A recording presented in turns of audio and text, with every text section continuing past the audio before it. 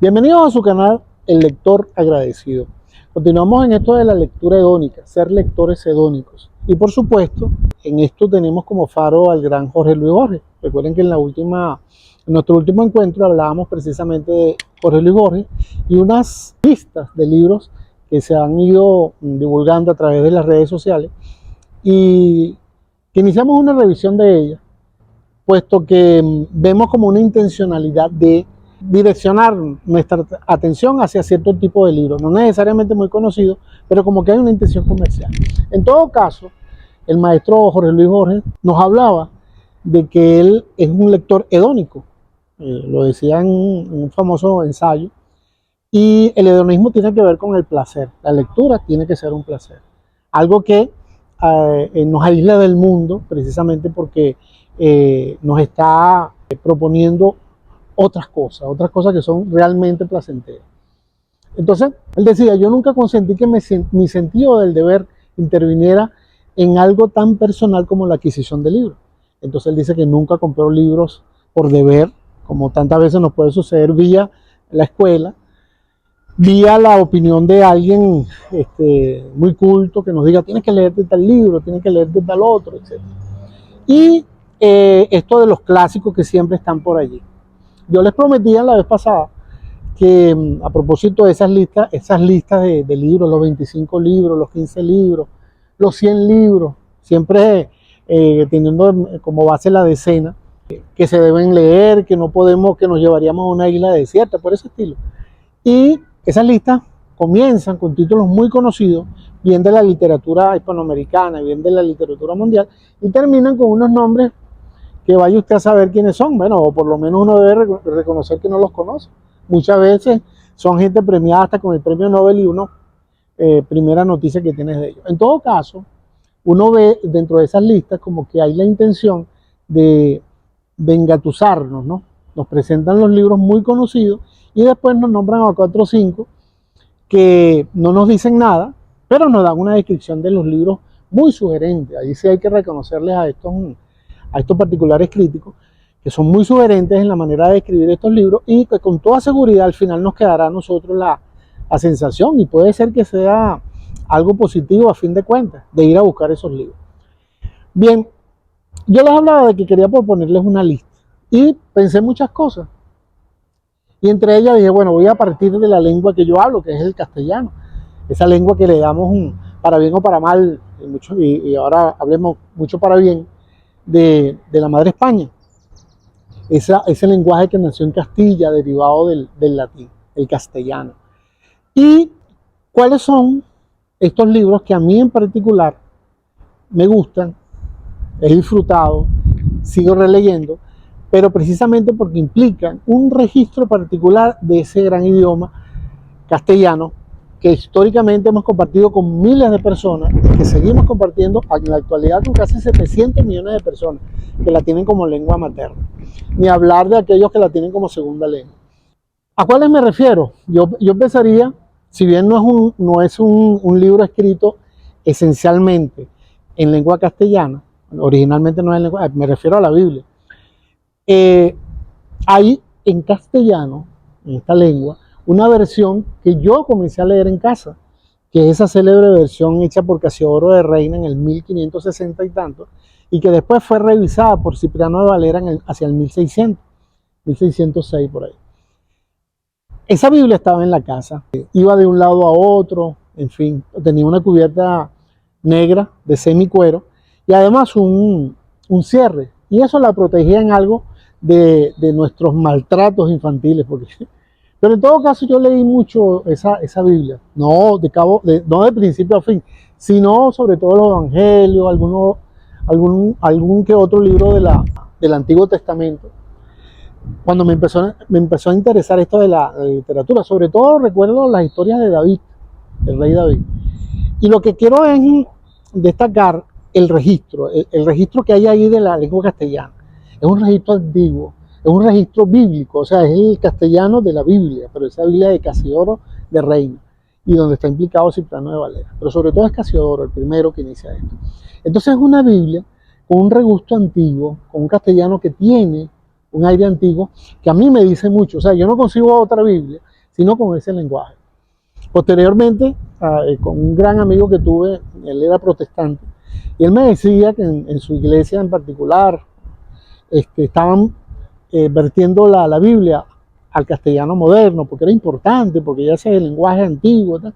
Y yo la escuchaba con mucha atención, pero no estaba en el fondo de acuerdo con él. Entendía lo que en esa juventud que yo tenía, entendía la razón de ser de esa nueva versión al castellano moderno. Pero yo sentía que se perdía algo en ese tránsito, porque esa Biblia, en ese castellano antiguo, para mí era la Biblia de los profetas, la Biblia de Cristo, la Biblia de esa antigüedad de Belén, de Judea, del mar de Galilea, de todos esos ambientes donde se movió Jesús y de toda esa historia previa, judaica, de donde él venía. Bueno, esa es una lectura que yo siento que, un libro que debe estar en nuestras lecturas hedónicas, la Biblia de Cipriano de Valera, ese libro antiguo, la de Casiodoro de Reina. Otro libro que yo he disfrutado también, hecho en castellano, escrito en castellano, es Pedro Páramo, de Juan Rulfo. Y es ese lenguaje del campesino de México, que se parece para mí en mucho al castellano que también se habla en el campo venezolano, pero que no es precisamente esos registros que hicieron los criollistas, donde parecía que el autor, el escritor, tipo, con todo el respeto, Rómulo Gallego, digamos, hacían un registro del habla de estos hablantes incultos, pero como que si lo hiciera un científico. Ahora bien, ¿qué pasa con el Pedro Páramo de Juan Rulfo? Es el registrar una manera de hablar el castellano de esos campesinos que es poesía en sí misma. Es una manera tan expresiva de hablar, donde la corrección e incorrección del idioma no es lo que está en juego, sino cómo habla realmente la gente y cómo se expresa. Y precisamente para mí Pedro Páramo, ¿por qué lo releo tantas veces? Aparte de sus bondades como literatura de primera línea, es por ese lenguaje que logró rescatar Juan Rulfo, y que muchos críticos dicen que es un mexicano que ya no se habla, ¿no? Una manera de hablar castellano en México que ya no se usa. Y sin embargo, yo la siento tan parecida a mis mayores de acá en Venezuela, del oriente venezolano. Yo sentía que así hablaban mis abuelos. Entonces, por eso este libro me dice tanto. El Quijote también es una referencia. Bueno, imagínense ustedes el Quijote, cuántos registros del habla hay, sobre todo por el Quijote mismo, que en su época, 1400 y tanto, ya era un castellano ya antiquísimo, y él imitaba el lenguaje de las novelas de caballería.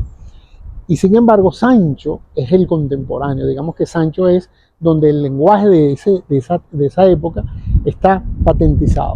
Y sin embargo, esos registros del habla de Sancho hoy serían demasiado rebuscados. Y lo podemos ver cuando por lo menos esta gran novela ha sido llevada al teatro o al cine. Entonces vemos un castellano muy grandilocuente. Y sin embargo, Sancho era un campesino de esos tiempos.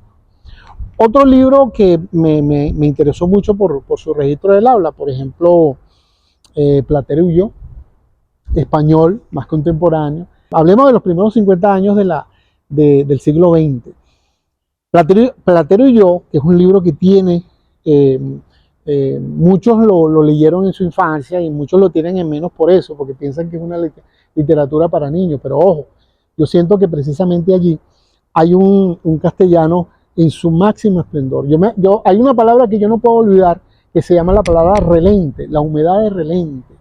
Y esa palabra estaba allí en ese castellano que manejaba Juan Ramón Jiménez.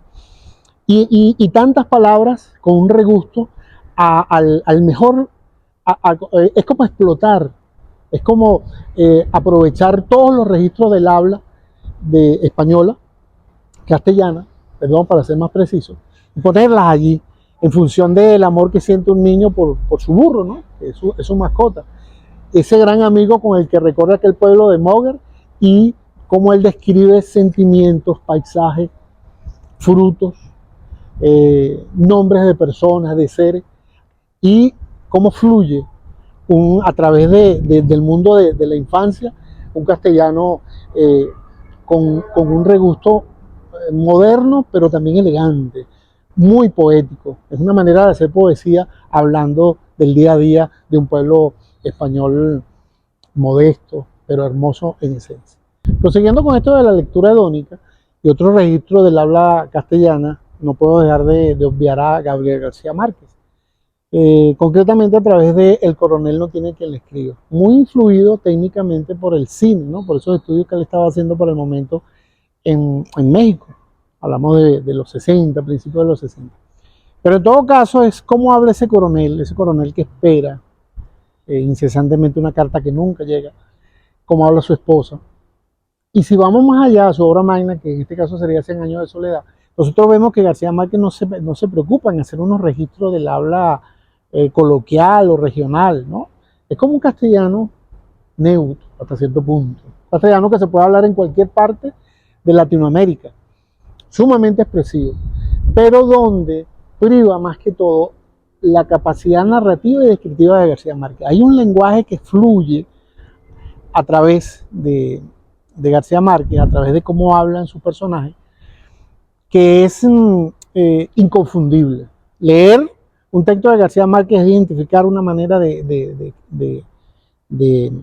un lenguaje muy característico, en sus términos, en la manera en que fluye. Y el coronel, precisamente, hay una ternura en ese lenguaje, hay un cuidado en esa descripción de ambiente, de sentimiento, un registro precisamente del castellano envidiable y único porque es la manera de hablar de García Márquez. Hay otro, siguiendo por esa misma línea y ese mismo estilo, esas mismas preocupaciones del momento de García Márquez, hay un libro que se le parece, un cuento que se le parece mucho, que es Un día de estos, y que es precisamente ese encuentro o ese desencuentro entre un dentista de pueblo y el coronel, digamos la autoridad del pueblo, que tiene un dolor de muelas insoportable, y cómo estos dos enemigos de la vida hablan. Ese diálogo garciamarquiano no tiene desperdicio. Allí también hay un registro del habla castellana inmejorable, atendible, muy atendible. Otro estilo del castellano que me gusta siempre recrear y revisar es el que utiliza Julio Cortázar en Historia de Cronopios y de Fama. Ese libro misceláneo que tiene descripciones, sobre todo de esos seres huidizos, como verdes, pero sobre todo genuinos, que son los cronopios. Y hay distintos registros del habla, hay mucha ternura también, hay mucha poesía, mucha de esa ironía desarmante que tiene Julio Cortázar. Y es un castellano elegante por momentos, y muy lleno de, reitero, de una poesía que fluye para describir unos seres que al final todos como queremos ser. O sea, yo también algún día dije, yo también quisiera ser un cronopio, ¿no? Porque los cronopios parecen ser seres genuinos, sobre todo seres sin pose. Ese libro precisamente es un adecuado ejemplo de otra manera de hacer, de utilizar el castellano desde América, ¿no? Desde acá. Otro libro que no puedo obviar es el del venezolano Alfredo Almas Alfonso, ese llamado El Osario de Dios, y que para mí tiene un paralelismo con Pedro Páramo, porque también es el habla de los hablantes que no son cultos, el habla del campo, pero donde no tenemos, tanto como si no lo tuvimos en Pedro Páramo y Juan Rulfo, no lo tenemos tampoco en Alfredo Almas Alfonso. Trascienden ambos el mero regionalismo, el mero criollismo, y se van a expresar sentimientos, pensamientos, a darnos una imagen del mundo a través del lenguaje de seres sencillos, seres simples, seres del campo. Y el acepto de Alfredo Almas Alfonso con ese lenguaje de los celos de Dios es como nos trae todo ese imaginario del oriente venezolano y lo vierte tal cual, muy consciente de las posibilidades poéticas de este lenguaje. Este lenguaje donde no importa si la corrección o la incorrección del idioma, eso queda de lado. Y ese lenguaje es un registro del castellano pleno en sus posibilidades expresivas. Por último, cierro con un poeta peruano, que para mí es uno de los más altas cotas de la poesía, no solamente en castellano, sino en cualquier, bueno, este es el idioma que tengo como lengua materna, pero que me refiero a César Vallejo. César Vallejo a través de Trilce, ese libro Trilce, sorprendente, porque para mí es cuando me hablan de que la poesía debe hacer que las mismas palabras que usamos siempre, se potencien de una manera muy especial. Para mí Trilce es un ejemplo perfecto de ello. Y que lo que me sorprende de Vallejo es cómo crea con el castellano un idioma novedoso, un castellano donde los términos van más allá. Por lo menos cuando él dice amorosa llavera de innumerables llaves, si estuvieras aquí, si vieras hasta qué hora son 4 estas paredes. Otra, por ejemplo, tahona, estuosa, de aquellos tus bizcochos, pura yema infantil innumerable, madre. Yo recuerdo que este fragmento en particular, yo lo leí en una guía de castellano de corto año, y lo tomaba ahí el profesor, y decía simplemente fragmento de Trilce Vallejo, y sin embargo, ese sonsonete, bueno, si digo sonsonete estoy como hablando de algo molesto, no, ese ritmo, el ritmo de esas palabras, tahona, estuosa, de aquellos, mis bizcochos. Yo, por supuesto, para el momento no sabía que era una tahona. Después lo supe, ¿no? Lo busqué en el diccionario, es una especie de horno para el pan. Pero tahona, estuosa tampoco sabía lo que significaba. Muy caliente, tahona, estuosa, de aquellos, mis bizcochos, pura llama infantil innumerable, madre, tus mendigos. Las 2 hermanas últimas, Miguel que ha muerto, y yo arrastrando todavía una trenza por cada letra del abecedario. Imagínense ustedes esa manera, ese castellano de César Vallejo. A mí me parece que es un registro poético insuperable. Y es el castellano donde las palabras adquieren una dimensión distinta. Eso se supone que es la poesía. Las palabras adquieren otra dimensión. Entonces, bueno, les doy estas lecturas hedónicas donde el castellano ha sido el vehículo, esos distintos registros del habla. Hablé de la Biblia vía Casiodoro de Reina, el Quijote, los distintos registros, Pedro Páramo, Alfredo Armas Alfonso y el Osario de Dios, García Márquez, Cortázar, culminó con Vallejo, que son distintos registros del habla castellano y que son libros para mí entrañables y donde he experimentado el sabor, la belleza y el placer. Entonces se los lego por allí. Son 8, son 9, no importa, vamos a salir de la decena y vamos a ver qué encontramos ahora con esos libros traducidos de otras lenguas al castellano, pero por unos traductores insignes. Lo seguimos viendo por aquí.